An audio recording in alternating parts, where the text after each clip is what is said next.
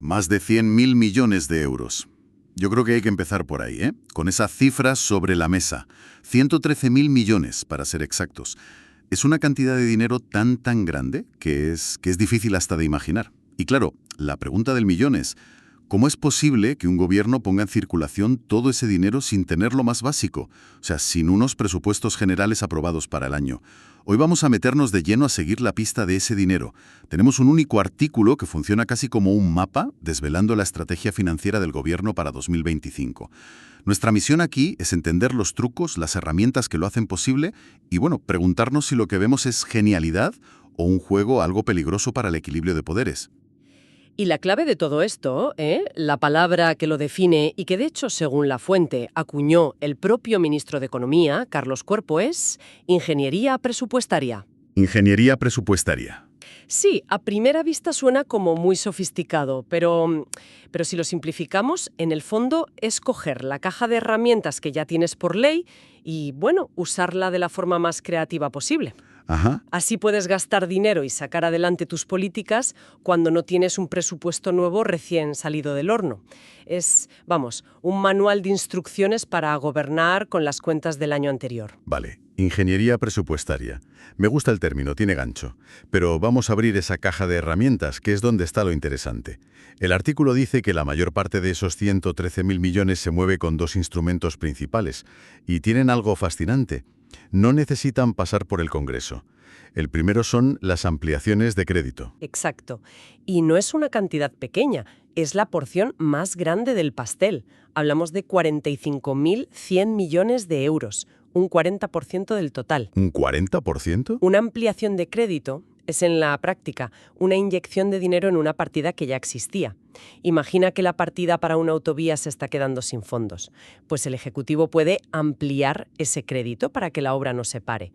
Es un mecanismo legal que está previsto, pero claro, usado a esta escala, le da al Gobierno un poder de decisión enorme. Espera un momento.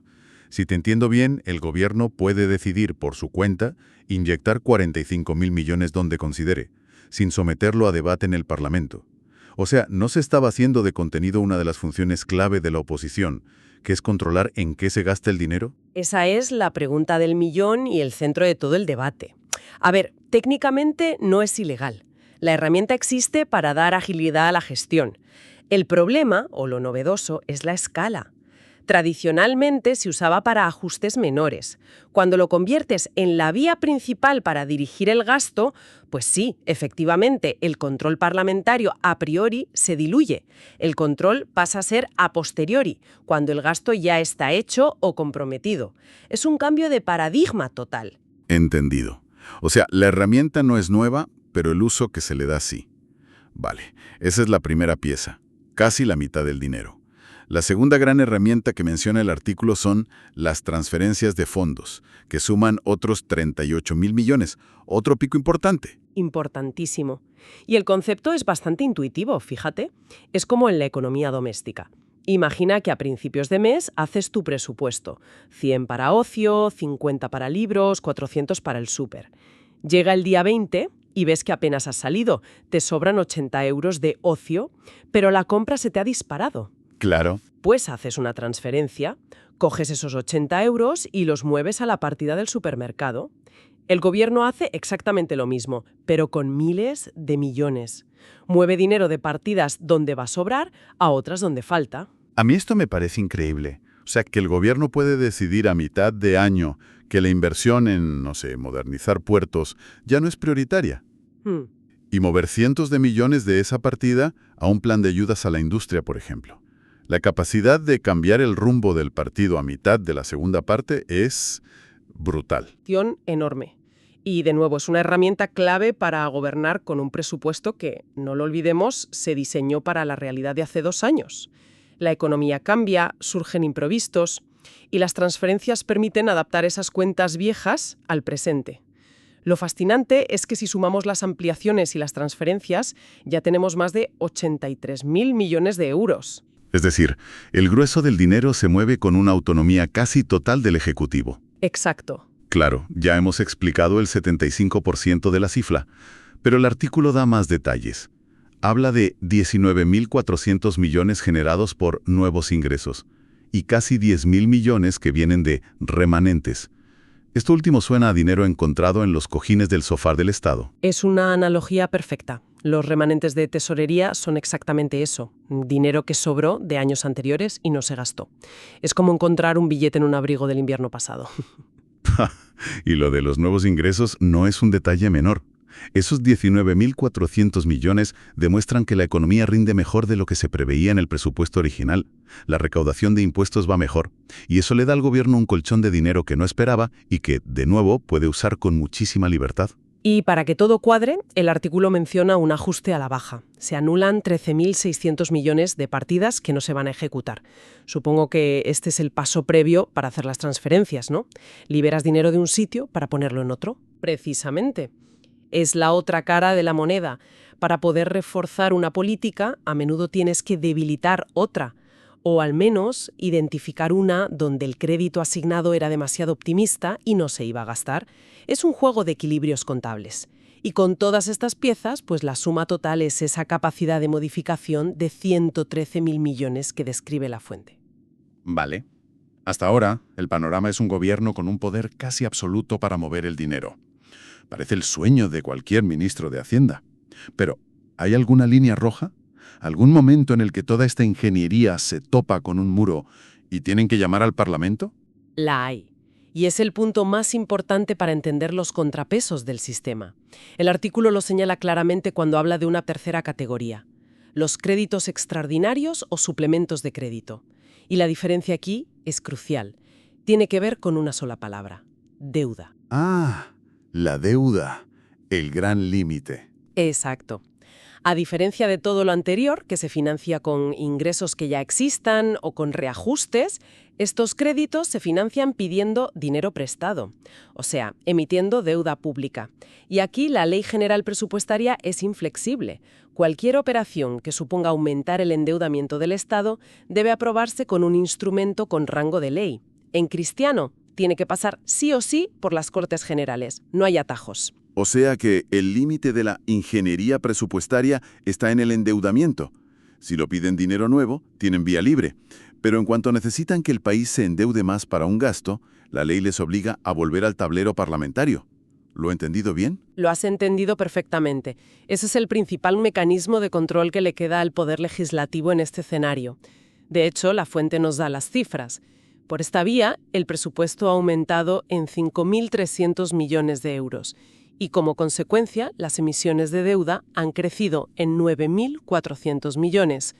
El mensaje es claro: la gestión del día a día es autónoma, pero las grandes decisiones que hipotecan el futuro, las que implican más deuda, siguen necesitando el visto bueno de los representantes de la ciudadanía. El control no desaparece, pero se vuelve mucho más específico, casi quirúrgico. Y esto nos lleva a la gran pregunta, porque el artículo deja caer una frase que es bastante lapidaria. Cito textualmente: el 2026 arrancará en la misma situación que el 2024 y el 2025, en prórroga presupuestaria y sin un solo PGE en la legislatura. O sea que esto no es un plan B para salir del paso un año. Esto se está convirtiendo en el plan A. Si conectamos todos los puntos, esa es la gran conclusión a la que apunta el análisis.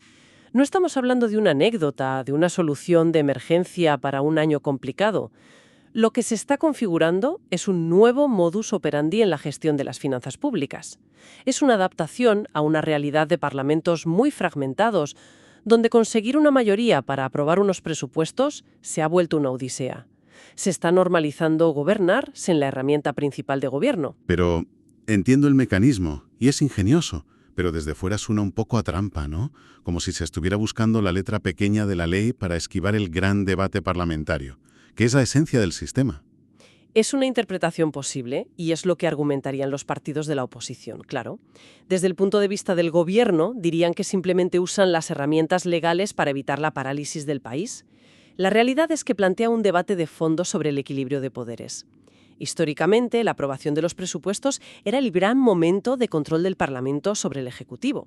Si ese momento desaparece y se sustituye por esta gestión más tecnocrática, la naturaleza de ese control cambia por completo. Y el artículo incluso sugiere que el gobierno se está preparando para que esta sea la nueva normalidad, que no es solo improvisación. Efectivamente. La fuente señala algo muy revelador, que el Consejo de Ministros ya ha aprobado un acuerdo con los criterios para aplicar la prórroga de 2025 y que se espera un proyecto de cuentas antes del 1 de octubre. Esto no es actuar sobre la marcha. Esto es crear un protocolo, un sistema, para operar de forma predecible y estructurada dentro de esta prórroga. En otras palabras, se está institucionalizando la ingeniería presupuestaria. Se convierte en el manual de uso estándar. Muy bien. Pues si tuviéramos que destilar las ideas clave de todo este análisis, los grandes titulares, ¿cuáles serían? Por mi parte, me quedo con que, ante la imposibilidad de aprobar presupuestos, el Gobierno ha puesto en marcha un sistema alternativo, esta ingeniería presupuestaria que mueve más de 100.000 millones. Y lo hace con herramientas como ampliaciones de crédito y transferencias, cuya ventaja es que no necesitan el visto bueno del Parlamento. Que es la deuda. Cualquier gasto que requiera endeudar más al país tiene que pasar por ley el filtro parlamentario. Así que el control no se evapora, pero se transforma. Se concentra en esos momentos puntuales, dejando la gestión de la mayor parte del presupuesto en manos del Ejecutivo. Entonces, para la gente que nos esté escuchando, más allá de la curiosidad por las cifras y los mecanismos, ¿por qué es importante entender esto?